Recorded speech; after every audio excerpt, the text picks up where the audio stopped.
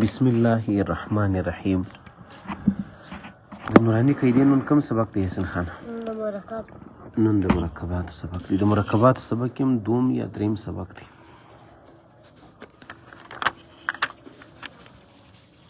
هغه تیر سبق چې کوم موږ ویلی ولو هغه ګویا کې تر دغه ځایه پورې و. نن چې کوم د مرکب سبق دی هغه دا د مرکب وایي ورسره مشهودو تورو ته.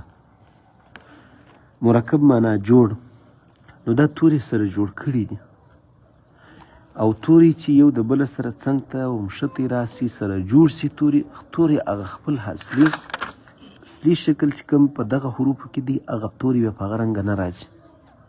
تورې بیا بدل سي، کله لږ تورې کوږ سي، کله مثال معمولي سي، لکه دغه لام په مخکیني سبقانو کې موږ ته یې وښوي دا رنګه راغلی.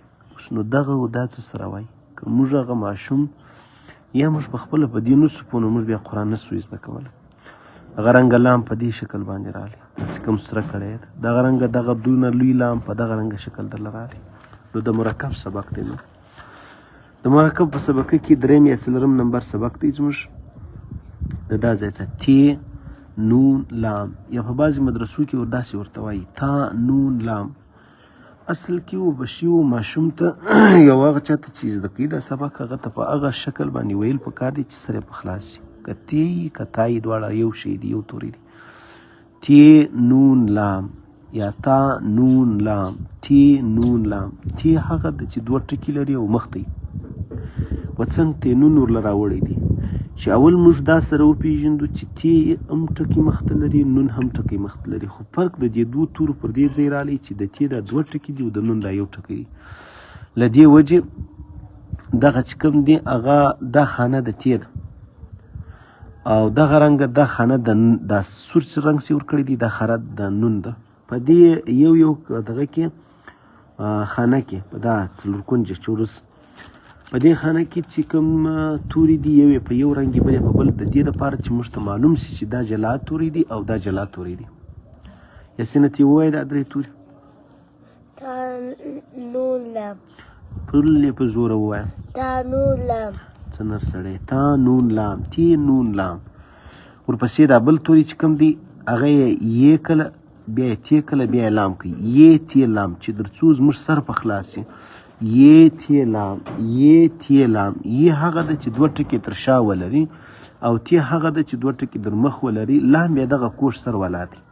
دا رنګ الف و کوږ سر سره ومښتېږي دا ته لام وایي. وایي یاسینه په زور. یا تا نون لام. لام شاباش. یا تا لام، یا ثا لام، یې ثی لام. دا بیا سی سو. یې خو هغه ده چې دوه ټکي شاته راسي. سی بیا چې کله د دوه ټکو څخه یو ټکی زیات سو د توري څخه د تی څخه سی جوړه سو. یې سی لام، یې سی لام، یې سی لام. نون بې نون. دلته بیا درې سره هغه توري راوړي دي کوم توري چې هغه بیخي یو تور دا ټکی لري. نون هم یو ټکی لري، د پی د خوا څخه به دا توري وښیي. بیا هم یو ټکي والا او دا پسې بل نون دی هم ټکي یو دی. دغه دواړه نونان دي. دام نون دی دام نون دی.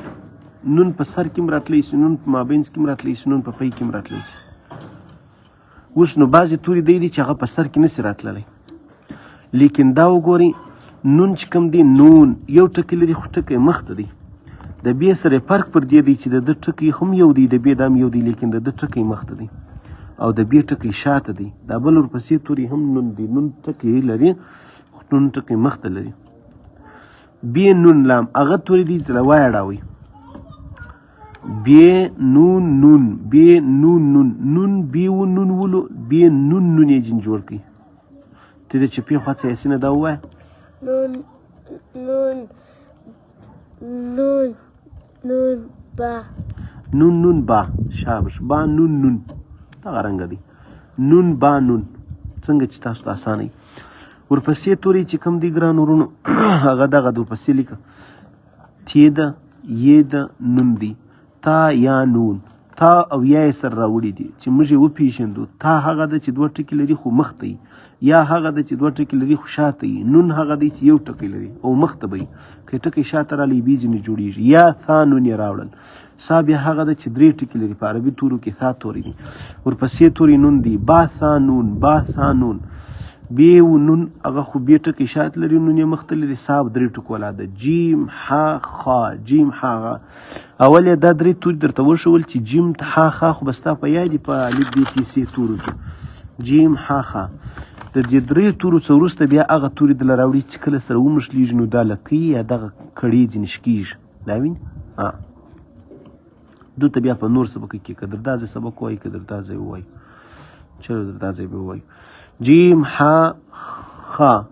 جیم خو هغه توري دي چې ټکی شاته یې ح ټکی نه لري او خا ټکی مخته لري. ح ثا، ح ثا. اول خو دلته جیم ولو، دا الف ب ت په تورو کې اول جیم ولو، لیکن دلته اول ح درله راوله چې موږ په پوسو په تورو موږ توري وپېژندو. ح ثا، ح ثا. ح به پر د خپل سر پېژني. خا با، خا ټکی لري یو دنه مخته لري. که ټکی نه درلودی ح ده، که ټکی شاته رالی ورپسې جیم راوړی دي. ټکی خو خا هم لري یو دنه او بیا هم یو ټکی لري. خو فرق یې په دې 2 تورو کې دا دی چې دغه توری چې کوم دی هغه ټکی لري خو مخته دی او د اثر به ورسره وي. چې د اثر نه وي کې د اثر بدل سلو بیا دغه څه بل توري جوړ سي. ګول سر ورکول سي هغه څه پی جوړیږي. او دلته یې وګوره دا 3 ټکي لري او دا یو ټکی نه لري. د دې حکمت په دې کې دا دی چې که دغه یو ټکی ورکړي دا توري بیا ح نه ده، بیا دې څه بل توري جوړیږي.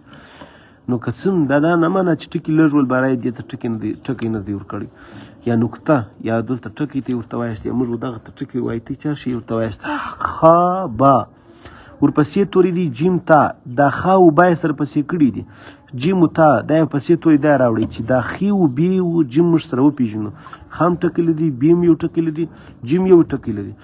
خو جیم به د اثر ورسره لري. ټکی د جیم دم شاته دی، د بي دم شاته دی، د خي ټکی بیا مخته دی او خي به هم د اثر ورسره لري. جیم تا، تی حي تی، تی حي تی، تی ح تا یا دا رنګ وایي ستا ح تا. تی ده، تی 2 ټکي لري، حي یو ټکی هم نه لري او تی بیا ورپسې بل توري هم تی ده. تی تا ح تا یا جیم با، با خا تا. تا دا رقم هم تی راځي، ګرد عمر دا رقم نه راځي.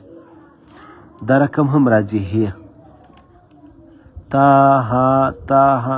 دغه جلا سبق شروع کیږي. دا ځای سبق به انشاءالله سبا ووایي. ها با تا.